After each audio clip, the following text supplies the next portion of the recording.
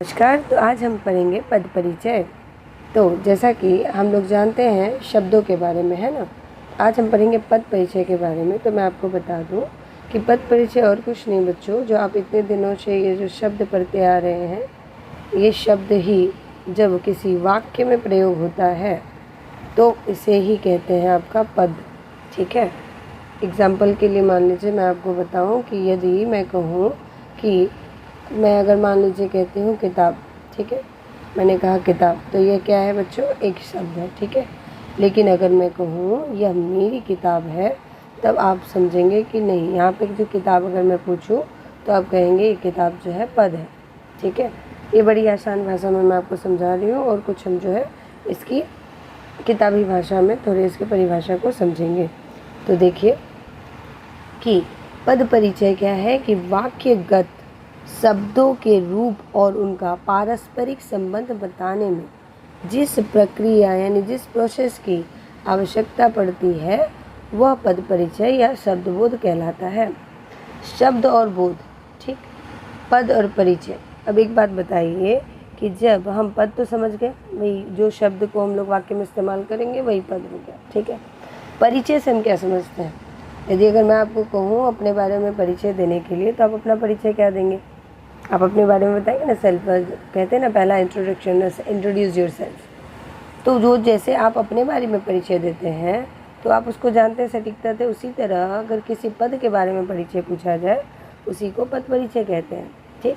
अब आते हैं परिभाषा पे कि वाक्यगत प्रत्येक पद शब्द यानी का व्याकरण की दृष्टि से पूर्ण परिचय देना ही पद परिचय कहलाता है। ध्यान दीजिए, पूर्ण परिचय मतलब उस पद के बारे में जो आप संपूर्ण ज्ञान जो रखते हैं, जो जानकारी रखते हैं, उससे ही आपको बताने की क्रिया को ही पद परिचय कहते हैं। अब आप लोग को याद होगा बच्चों, आप बचपन से पढ़ते आ रहे हैं आपके पार्ट्स ऑफ स्पीच, है कि नहीं। तो हिंदी में आपने जो इंग्लिश के पार्ट्स ऑफ स्पीच है उसको इंग्लिश में तो 8 बोलते हैं, ठीक है, लेकिन हिंदी में आपको हम ये 2 भागों में बांट देते हैं, 4+4। ठीक है। 4 हो जाता है आपका क्या, अविकारी शब्द, अविकारी शब्द और अविकारी शब्द। ठीक है। तो आप अभी पहले हम लोग पढ़ेंगे क्या, विकारी शब्द, देन अविकारी शब्द, और इसी को मिलाकर हो जाता है क्या, आपके टोटल पार्ट्स ऑफ स्पीच। ठीक है। तो आगे चलते हैं और हम लोग एक एक करके पूरी बारीकी से समझते हैं। देखिए थोड़ा सा हम लोग तेज़ी से चलेंगे क्योंकि बचपन से आप सभी पढ़ते आ रहे हैं, तो इसको ज़्यादा समय नहीं लेंगे।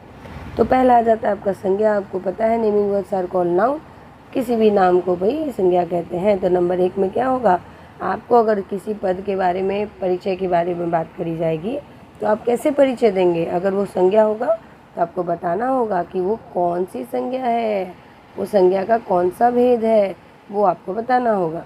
फिर आपको बताना होगा उसका लिंग क्या है, परिचय में आपको लिंग भी बताना होगा, वचन बताना होगा, कारक बताना होगा, क्रिया बताना होगा, तथा जो है वो संज्ञा जो है उसका दूसरे शब्दों के साथ क्या संबंध है, आपको ये भी बताना होगा। अब संज्ञा के बाद आता है क्या, सर्वनाम। नाउन के बाद क्या आता है, प्रोनाउन। तो सर्वनाम क्या है आपको पता है संज्ञा की जगह पे। अब देखिए एक वाक्य की बात करें तो उसमें एक सब्जेक्ट होगा, वर्ब होगा और एक ऑब्जेक्ट होगा, है ना। उसी तरह सब्जेक्ट मतलब क्या, कर्ता होगा, कर्म होगा और क्रिया होगी। तो उसी तरह सर्वनाम में क्या होगा हमारा, सर्वनाम में उसका भेद हम बताएंगे, भाई कितने सर्वनाम होते हैं। फिर वो पुरुष बताएंगे, भाई वह याद है, first person, second person, third person, ये वही वाला पुरुष है। फिर लिंग बताएंगे, वचन बताएंगे और कारक बताएंगे। ये फिक्स है, ठीक है, लिंग वचन कारक, ठीक है, और क्रिया, ये चारों फिक्स है, बाकी सब थोड़े फेरबदल रहते हैं। फिर आपको शब्दों से उसका क्या संबंध है आपको वो बताना होगा, और किस संज्ञा के स्थान पर आया है ये भी बताना होगा। अगर आपको पता है तो, नहीं पता तो कोई ज़रूरत नहीं। नंबर 3 में आते हैं हमारी क्रिया के ऊपर। अब क्रिया आप देखिए, क्रिया आपको पता होगा कि क्रिया के भाई बहुत सारे प्रकार होते हैं, हम लोग आगे चल के और डिटेल में पढ़ेंगे। आप लोगों ने बचपन में पढ़ा होगा 2 ही क्रिया के भेद, सकर्मक और अकर्मक, बट इसके अलावा भी बहुत सारे होते हैं, संयुक्त होते हैं, संबंध होते हैं, वो हम लोग आगे चल के पढ़ेंगे। अभी हम क्या पढ़ेंगे, भाई क्रिया है तो उस क्रिया का भेद बताएंगे, फिर लिंग वचन, फिर प्रयोग, फिर इसका धातु शब्द, फिर आपको काल बताना होगा, ठीक है, और वाच्य, फिर कर्ता और कर्म से इसका संबंध, क्रिया का कर्ता के साथ संबंध है कि कर्म के साथ है, वो आपको बताना होगा। अगला है आपका विशेषण। विशेषण में आपको क्या बताना है भाई कि कौन सा भेद है, इसका लिंग क्या है, वचन क्या है, विशेष्य क्या है, और बने विशेष्य की विशेषता। आपको तो पता है कि विशेषण मतलब क्या हो सकता है, एडजेक्टिव मतलब होता क्या है, किसी की विशेषता बताना, है ना। तो भाई जिसकी विशेषता बताएगा वो क्या कहलाएगा, यही कहलाएगा ना। आगे चलते हैं हम क्रिया विशेषण के ऊपर। अब ये 4 तक क्या हमने पढ़ा, हमने पढ़ा विकारी शब्द। क्या पढ़ा, विकारी शब्द। अब हम पढ़ेंगे अविकारी शब्द, ठीक है। तो अविकारी शब्द में हमारा आता है पहला क्या, क्रिया विशेषण, ठीक। क्रिया विशेषण में क्या हम लोग पढ़ेंगे भाई, क्रिया की जो विशेषता बताए, अब उसमें भी भाई भेद होते हैं तो वो भेद आपको बताने होंगे। फिर जिस क्रिया की विशेषता बताई गई हो उसके बारे में बस, मतलब सबसे आसान कहा जाए तो यही है, बस आपको क्रिया की भेद बता देनी है क्रिया विशेषण की। उसके बाद मान लीजिए अगर ये बात आपको नहीं भी समझ में आती है तो कोई बात नहीं, ठीक है। तो इसमें आपको लिंग वचन कारक, क्योंकि आपने तो पढ़ा है ना, क्रिया विशेषण के तो परिभाषा में ही कहा गया है ना, जिस पर लिंग वचन कारक काल का कोई प्रभाव ही ना पड़े उसी को तो कहते हैं। तो बस उसमें आपको बस उसका भेद बताना है। अगला आते हैं हम लोग संबंध बोधक के ऊपर, ठीक है। संबंध बोधक में नाम से ही आपको पता चलता है। मैंने हमेशा से आपको कहा है कि हमेशा नाम से आप लोग याद करने की कोशिश करेंगे। तो जहाँ संबंध यानी कि जिसके बारे में भी आपको संबंध का निर्देश मिले तो आपको बस संबंध बोधक का भेद बता देना है और उसका निर्देश बता देना है। तो देखिए अविकारी शब्द बहुत आसान है, आपको बस उसके भेद पता होने चाहिए। वो भेद पता होंगे और उसका परिभाषा पता होगा, आराम से बस आप उसके भेद बता देंगे और उसका संबंध बता देंगे। समुच्चय बोधक में भी वही आपको अन्वित शब्द और वाक्यांश या वाक्य बता देना है। और अंतिम जो है आपका विस्मयादि बोधक, मतलब भेद अर्थात कौन सा भाव स्पष्ट कर रहा है। आपको पता ही होगा कि विस्मय का मतलब ही होता है कोई भी भाव, ठीक है, चाहे वो दुख का भाव हो, चाहे सुख का भाव हो, चाहे तकलीफ कैसे भी, आश्चर्य का भाव हो, कोई भी भाव। तो अब आते हैं हम लोग कि यदि अगर संज्ञा है तो उसका हम पद परिचय कैसे कहेंगे, उदाहरण के साथ, ठीक है। अब आपको और कॉन्सेप्ट जो है धीरे धीरे क्लियर हो जाएगा। तो अब देखिए संज्ञा का पद परिचय देते समय हमें किन बातों का ध्यान रखना है। नंबर 1 कि संज्ञा का भेद कौन सा है, नंबर 2 उसका लिंग क्या है, नंबर 3 वचन कौन सा है, और नंबर 4 कारक कौन सा है, ठीक है। और last but not the list क्रिया पे हम लोग ध्यान देते हैं ना, तो क्रिया के साथ पद का संबंध क्या है, कौन से पद का भाई, संज्ञा का, मतलब सब्जेक्ट का वर्ब के साथ क्या रिलेशन है आपको ये बताना होगा। तो आगे कुछ उदाहरण के साथ हम समझते हैं। देखिए यहाँ पे लिखा हुआ अपूर्वा पत्र लिखती है, तो यहाँ पे आपको इसके नीचे अंडरलाइन रहेगा तो बोलेगा कि इसका पद परिचय दीजिए। अगर इसके अंदर अंडरलाइन रहेगा तो बोलेगा इसका पद परिचय दीजिए। अगर मान लीजिए तीनों के अंदर अंडरलाइन है, या कहा जाए कि पूरे प्रत्येक पदों का जो है आप पद परिचय दीजिए, तो तीनों में से किसी भी तरह का आपका पद परिचय आ सकता है। अब आते हैं हम लोग अपूर्वा के ऊपर, ठीक है। अपूर्वा में क्या कह रहा है कि अपूर्वा का भाई पद परिचय दीजिए। तो आपको क्या लगता है बच्चों कि अपूर्वा क्या है, कौन सी संज्ञा का भेद है। तो आप याद कीजिए, आपने पढ़ा है ना, व्यक्तिवाचक, जातिवाचक, हाँ, समूहवाचक, द्रव्यवाचक, ये सारे नाम आपको याद होंगे। तो ये क्या है, ये प्रॉपर नाउन है कि कॉमन नाउन है, प्रॉपर नाउन है ना। तो यहाँ हम लोग लिख देंगे व्यक्तिवाचक संज्ञा। अब बताइए अपूर्वा लड़की का नाम है कि लड़का का नाम है। अगर अपूर्व रहता या अपूर्वा भी मान लीजिए लड़का का है लड़की का, आप कन्फ्यूज़ है, तो आप सबसे पहले देखेंगे भाई क्रिया में क्या लिखा है। यहाँ अगर लिखती है तो ये लड़की का नाम होगा, अगर यहाँ लिखता है होता तो ये लड़का का नाम होता, ठीक है। आजकल देखिए नामों में थोड़ा दिक्कत है, इसीलिए आप लोग क्रिया पे ध्यान देंगे कि भाई क्रिया में क्या है, क्योंकि कुछ नाम है जो लड़के और लड़की दोनों का ही इस्तेमाल होता है, ठीक। आगे हम लोग बढ़ते हैं कि स्त्रीलिंग आपने बता दिया क्योंकि आपने क्रिया में देख लिया। फिर आप देखेंगे यहाँ पे है लिखा है में किसी भी प्रकार की बिंदी नहीं है, यानी कि ये एक वचन है, ठीक। तो आपने लिख दिया ये एक वचन है। फिर आपने बताया कि अपूर्वा तो भाई कर्ता कारक है, क्यों, अपूर्वा पत्र लिखती है, ठीक। तो यहाँ पे तो मेन क्या हो गया, अपूर्वा ही हो गई ना, तो कौन सा कारक हो गया, कर्ता कारक, ठीक। और यहाँ पे चूँकि आपको पूछ रहा संज्ञा ना, तो आप बताएंगे इस अपूर्वा का इससे जो है भाई क्या संबंध है। तो ये इसी क्रिया की करता है ना, ये इस क्रिया की ही तो सब्जेक्ट है। तो कर्ता मतलब क्या, सब्जेक्ट, क्रिया मतलब क्या, वर्ब। तो इसी वर्ब की जो है ये तो सब्जेक्ट है ना। तो आपको लिखना होगा कि लिखती है क्रिया का कर्ता, ठीक, आई होप यहाँ तक क्लियर हो गया होगा। आगे बढ़ते हैं। मान लीजिए अगर आपको पत्र के नीचे अंडरलाइन रहता और कहता पत्र के बारे में बताओ, तो क्या बताते? भाई पत्र तो भाई अलग अलग तरीके का होता है, फॉर्मल होता है, औपचारिक, अनौपचारिक, है ना। तो ये एक जाति के बाद वाचक हो गया, ठीक है। तो जातिवाचक आपने लिख दिया, ठीक है। पत्र स्वयं जो है वो पुल्लिंग है, ठीक है, पत्र जो है पुल्लिंग है। उसके बाद देखिए हमें अब हम लोगों ने वचन बता दिया, एक वचन है। फिर आपने बताया एक कारक कौन सा है। तो देखिए यहाँ पे हम देख रहे हैं अपूर्वा पत्र लिखती है, यहाँ पे को यहाँ पे छिपा हुआ है, मतलब पत्र को लिखती है ना। तो कर्ता ने कर्म को, ठीक है, तो यहाँ पे ये कौन सा कारक हो जाएगा? कर्म कारक, ठीक है। फिर लिखती है क्या है भाई? क्रिया का ये कर्म है, ठीक। कर्म मतलब ऑब्जेक्ट, इस क्रिया का ये क्या है? कर्म है। ओके, आगे हम लोग बढ़ते हैं। आगे देखिए सर्वनाम का पद परिचय। तो जब हम सर्वनाम पढ़ेंगे तो क्या पढ़ेंगे कि सर्वनाम में हम देखेंगे, ये देखिए सर्वनाम आपको पता है कि संज्ञा के बदले में आता है, ठीक ना। तो सर्वनाम का पद परिचय देते समय हमने निम्नलिखित पहलुओं का क्या ध्यान देना है, ये आप लिख सकते हैं, नोट डाउन कर सकते हैं कि नंबर 1 आपको सर्वनाम का भेद बताना होगा, भेद के साथ उपभेद भी पता होना चाहिए, ठीक है। उसके बाद फिर लिंग, उसके बाद फिर वचन, उसके बाद कारक और ये क्रिया के साथ इसका क्या संबंध है, ठीक है। तो आपने फिर से देखा जैसे संज्ञा में था संज्ञा के भेद, लिंग, वचन, कारक, उसी तरह सर्वनाम के भेद, लिंग, वचन, कारक। और क्या था वहाँ पे? संज्ञा के साथ उसका संबंध। अब यहाँ पे भी क्रिया के साथ जो है सर्वनाम का संबंध, ठीक है। आगे बढ़ते हैं, कुछ उदाहरण से और अच्छे समझते हैं। देखिए यहाँ पे क्या उदाहरण दिया हुआ है कि गोलू ने उसे मारा। अब मान लीजिए उसे के नीचे जो है अंडरलाइन है।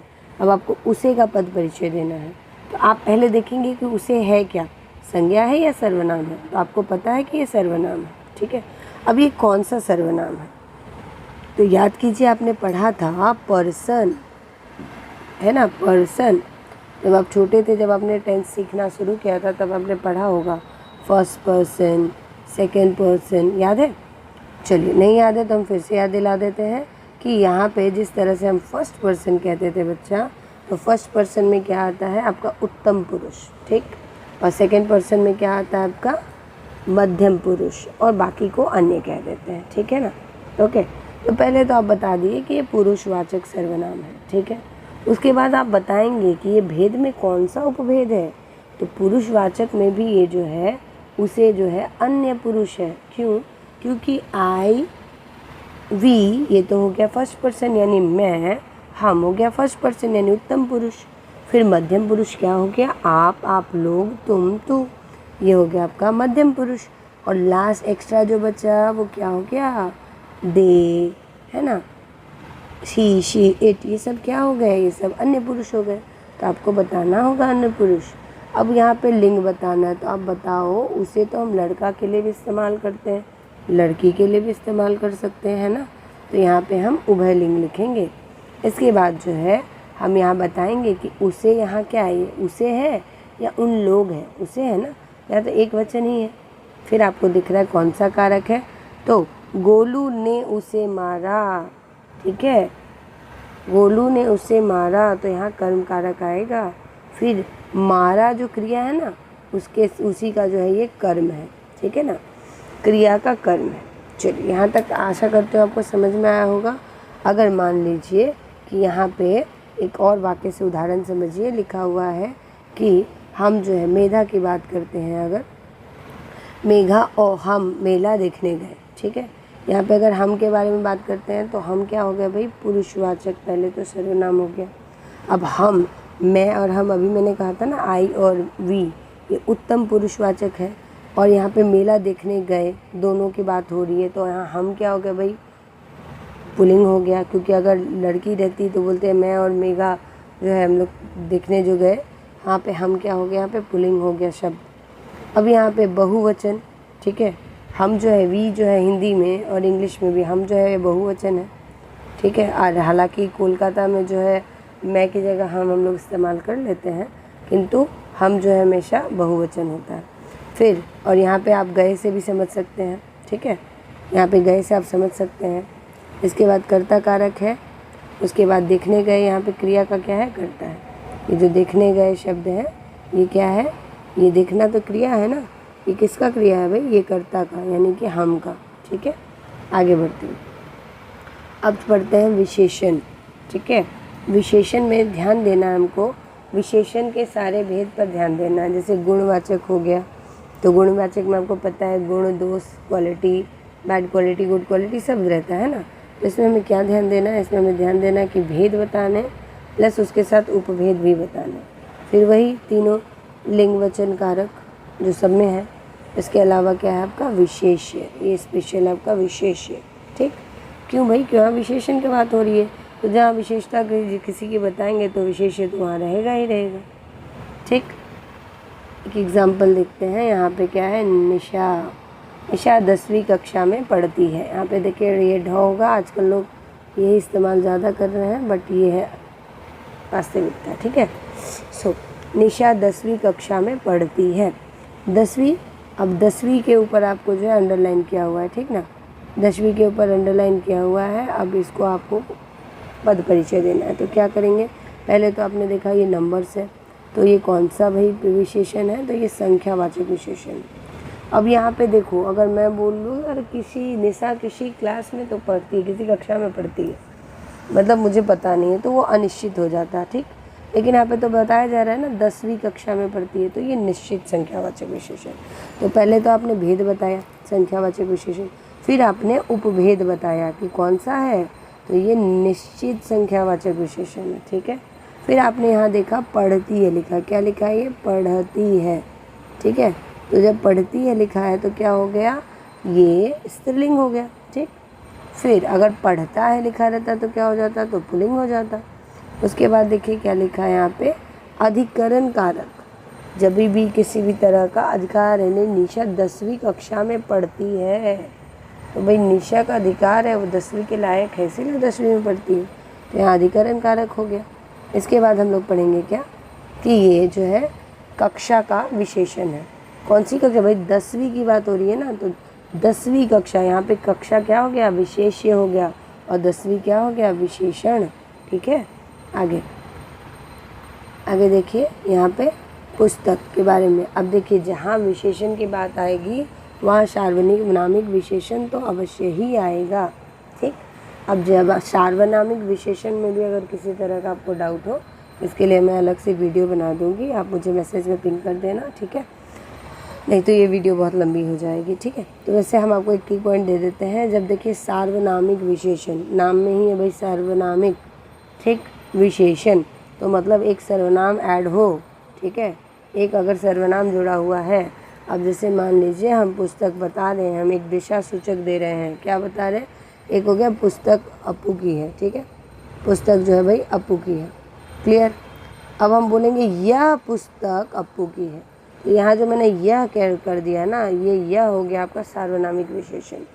जब हम किसी डायरेक्शन को, किसी को बता रहे कि भाई यह बोतल मेरी है, यह साड़ी मेरी है, ठीक है, यह मेरी माँ है, तो यहाँ पे जब हम यह बता रहे हैं तो यह क्या हो गया आपका सार्वनामिक विशेषण। स्त्रीलिंग है ये भाई, क्योंकि देखिए पुस्तक जो है आपका, यह किसके लिए है, पुस्तक के लिए है, तो पुस्तक तो स्त्रीलिंग शब्द है, तो यह भी स्त्रीलिंग होगा। फिर यह क्या है, एक वचन है, फिर पुस्तक का ही तो विशेषण है।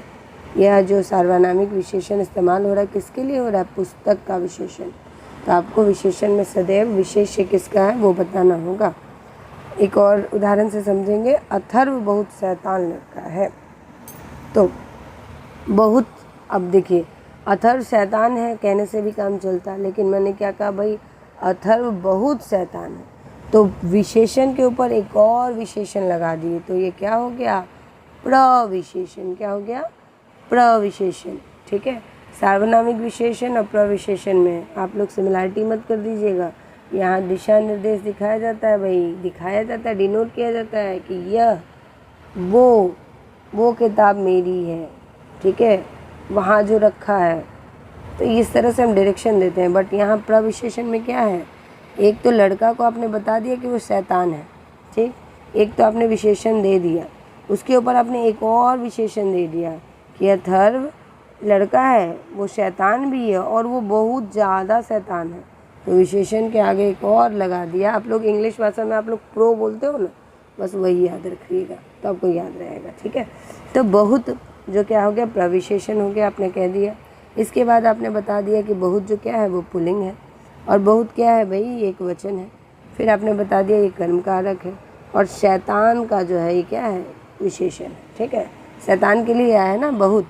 ठीक है, आगे देखिए, अगर आप शैतान के बारे में बोले तो क्या करेंगे आप, शैतान का बोले तो शैतान भाई आप बताएंगे। शैतान देखिए, मैंने अभी आपको बताया ना, गुणवाचक विशेषण, चाहे अच्छा हो चाहे बुरा हो, अगर किसी की भी तारीफ पॉजिटिव वे में करे या नेगेटिव वे में, वही उसका गुणवाचक विशेषण है। उसके बाद फिर आप बताएंगे भाई शैतान है तो वो पुल्लिंग शब्द है, फिर ये कर्म कारक है, फिर लड़का जो है क्या है, विशेषण है इसका। अभी जो आपने बहुत के लिए क्या किया था, शैतान विशेषण था। ठीक, और शैतान के लिए क्या है, लड़का विशेषण। ठीक है, क्रिया का पद परिचय। ठीक है, अब जैसे क्रिया के बारे में बात करें तो क्रिया का पद परिचय देते समय हमें कुछ पहलुओं पर जो विशेष जानकारी देनी चाहिए कि पहला तो भाई इसका भेद, और भेद कैसा, तो कर्म के आधार पर, दूसरा लिंग, तीसरा वचन, फिर धातु आपको बताना होगा कि इसका मूल शब्द है क्या, फिर काल बताना होगा, फिर कर्ता का ये क्या संकेत दे रहा है वो भी बताना होगा। उदाहरण देखिए कि स्निग्धा निबंध लिखती है। स्निग्धा जो है वो निबंध लिखती है। यहाँ पे कौन सा कार्य हो रहा है बच्चों, लिखने का कार्य हो रहा है। क्या लिखा जा रहा है, निबंध लिखा जा रहा है। कौन लिख रहा है, स्निग्धा लिख रही है। ठीक, तो आप समझ गए कर्ता, कर्म और क्रिया। ठीक, अब यहाँ पे आपको बताया जा रहा है भाई क्रिया आपको बताना ना, तो लिखती है के बारे में बात हो रही है कि ये जो लिखती है शब्द है इसका पद परिचय बताइए। ठीक, ये लिखती है जो पद है ना, इसका ही आपको पद परिचय बताना है। तो आप पहले तो बताएंगे भाई ये निबंध लिखने की बात हो रही है, यानी कि यहाँ पे कर्म है, ऑब्जेक्ट है, तो आपने बता दिया ये सकर्मक क्रिया है। मैंने आपको बताया था ना, विथ ऑब्जेक्ट मतलब साथ में ठीक, तो विथ ऑब्जेक्ट आपका सकर्मक क्रिया, और विदाउट ऑब्जेक्ट मतलब अकर्मक क्रिया। तो यहाँ तो ऑब्जेक्ट है ना, ऑब्जेक्ट है, तो यहाँ पे आप लिख देंगे सकर्मक क्रिया। फिर आपने देखा यहाँ लिखती है, लिखता है नहीं, तो आपने कर दिया स्त्रीलिंग। फिर आपने देखा कि यहाँ बिंदी नहीं है और यहाँ एक ही स्निग्धा है, तो आपने बता दिया एक वचन। फिर आपने लिखा कि लिखती जो है इसका धातु शब्द क्या है, इसका धातु शब्द है लिख। ठीक, लिख, तो ये लिख क्या हो गया, इसका धातु शब्द। फिर आपने बताया ये लिखती है, तो याद कीजिए है, हो, होंगे, ये सब, थी, ये सारे कीवर्ड थे ना। तो जो प्रेजेंट टेंसेस में क्या है, ता है, ते है, ती है, और जो पास्ट है था, थे, थी, और जो फ्यूचर होगा, गी, गो। तो इस तरह से जो है आपका काल निर्धारण आप लोग कर लेंगे। फिर स्निग्धा क्या है, स्निग्धा ही तो है इस क्रिया की कर्ता। सब्जेक्ट कौन है, स्निग्धा। अभी आपने देखा था ना कि कर्ता का जो है इससे संबंध आपको बताना होगा। बच्चे रोज स्कूल जाते हैं, बच्चे रोज स्कूल जाते हैं, ये जाने का क्रिया हो रहा है। ठीक, तो जाते हैं, ध्यान से देखिए। अब देखिए, अब बच्चे स्कूल जाते हैं, अगेन बच्चे रोज स्कूल जाते हैं, बच्चे रोज स्कूल जाते हैं। यहाँ पे अगर जाते हैं के ऊपर देखा जाए तो क्या है आपका कि जाना जो है हमारा, एक पहला तो ये सकर्मक क्रिया है, यहाँ पे सकर्मक क्रिया होगा, और ये पुल्लिंग है क्योंकि अगर लड़की रहता है तो जाति, स्त्रीलिंग होता तो जाति हो जाता, और चूँकि है बिंदी है और जाते हैं तो ये बहुवचन हो गया। और ये किसका, जाते हैं के धातु क्या है, जा धातु है, और एक है लिया हुआ है तो यानी कि ये वर्तमान काल है। ठीक है, और ये बच्चे जो हैं इसके कर्ता है। अब आते हैं क्रिया विशेषण पर। तो 4 आपको क्रिया विशेषण तो मैं यूं ही मुझवानी याद करा दूंगी। पहला देखिए, ध्यान दीजिए, कोई भी कार्य आप, कोई भी वाक्य जब आप पढ़ेंगे तो आपको जब मन में ये सवाल आए कि कैसे हो रहा है, तो उसका उत्तर आएगा किसी न किसी रीति से हो रहा है, तो वो रीतिवाचक से हो जाएगा क्रिया विशेषण।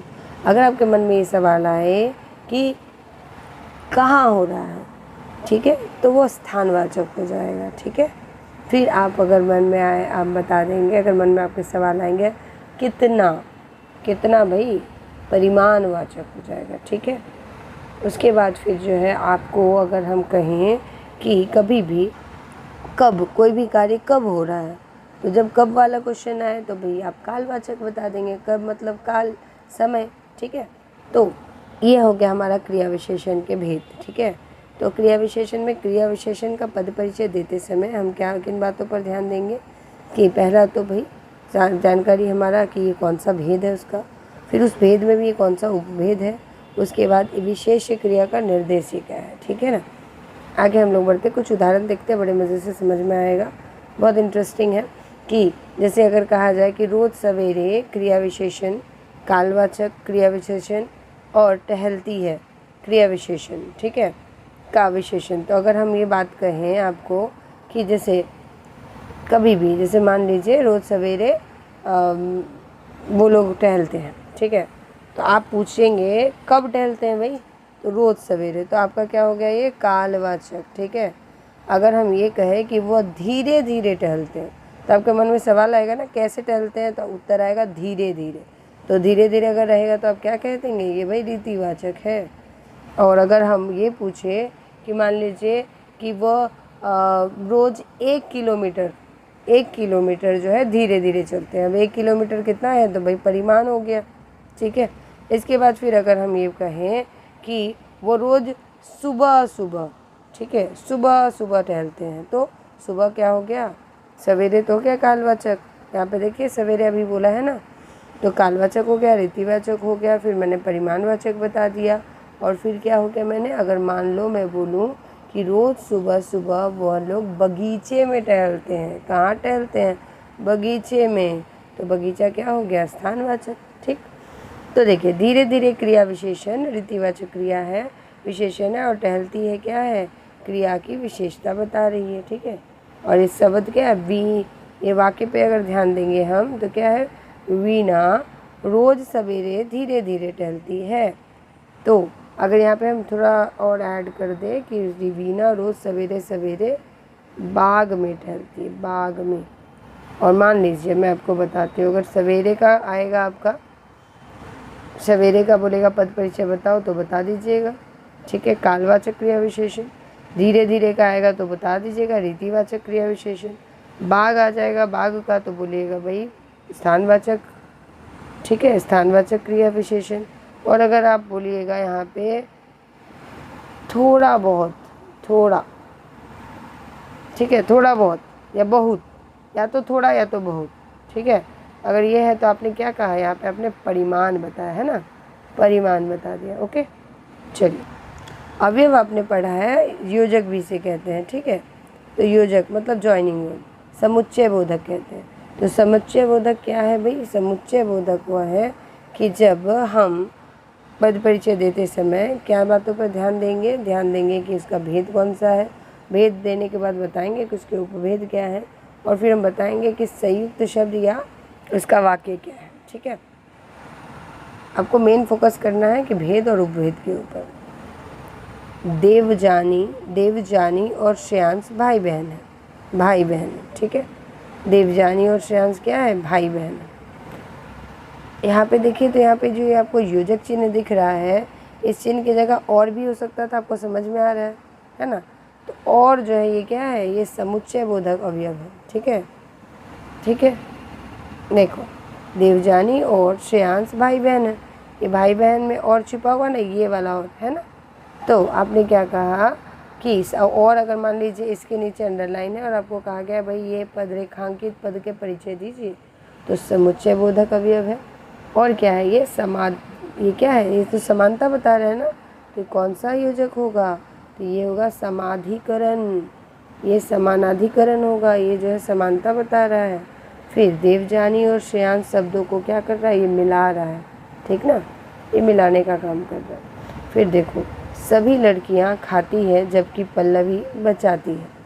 अब यहाँ पे मान लीजिए जबकि जो है, जबकि को जो है आपको पद परिचय बताना है, तो जबकि क्या है, ये भी समुच्चय बोधक अवयव है।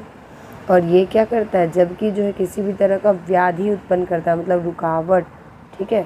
व्याधि मतलब होता है रोकना, रुकावट करना, तो ये व्याधि उत्पन्न कर रहा है, इसलिए व्याधि योजक हुआ, व्याधिकरण।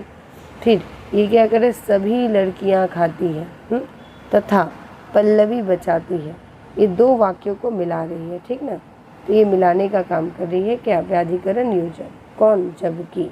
ठीक, आगे बढ़ते हैं हम अवयव जो कि संबंध बोधक के बारे में पढ़ते हैं। ठीक है, अब संबंध बोधक क्या होता है, उस नाम से आपको पता चल रहा है, संबंध बताता है। ठीक है, तो संबंध बोधक का पद परिचय देते समय हमें किन बातों का ध्यान देना है। नंबर 1 भेद, फिर दूसरा भाई पदों और पदबंधों या वाक्यांश से उसका संबंध या निर्देश।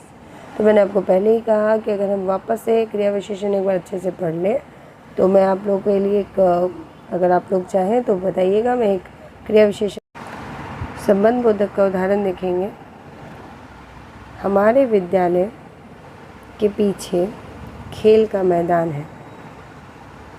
हमारे विद्यालय के पीछे खेल का मैदान है। अब यहाँ पे देखिए, अगर मान लीजिए के पीछे का बात करें, क्योंकि हम लोग संबंध बता रहे हैं, तो आपको समझ में आ रहा होगा कि हमारे विद्यालय का और मैदान का संबंध बताया जा रहा है। ठीक है, तो के एक पीछे शब्द कौन सा है भाई, संबंध बोधक है। आप इस वाक्य के जो है में छिपे हुए अर्थ में ही आप पता कर लेंगे कि यहाँ पे विद्यालय और मैदान से जो है संबंध बताया जा रहा है। तो ये क्या हो गया, संबंध बोधक अवयव। फिर आता है आपका ये भाई जगह की बात बता रहा है ना, स्थान की बात कर रहा है, तो स्थानवाचक हो गया। फिर ये बता रहा है कि विद्यालय का संबंध जो है बाकी अन्य शब्दों से जोड़ने का काम कर रहा है। कौन, के पीछे कौन कौन से शब्द, खेल का मैदान। आगे देखिए, चोट के कारण दिव्या सो भी नहीं पाई। ठीक है, नहीं, या फिर सो भी नहीं पा रही है।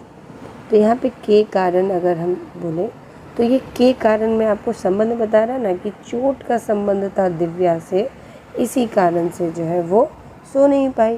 तो आप खुद समझ लेंगे कि संबंध बता रहे हैं, यानी संबंध बोधक अवयव हो गया।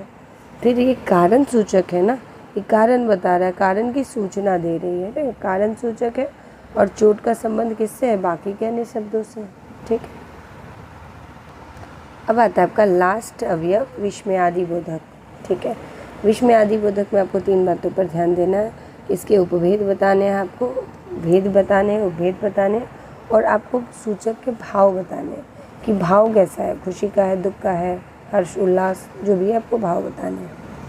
तो इसके उदाहरण से हम लोग आसानी से समझ पाएंगे कि यहाँ पे क्या लिखा है, शाबाश बिट्टू ने तो कमाल कर दिया।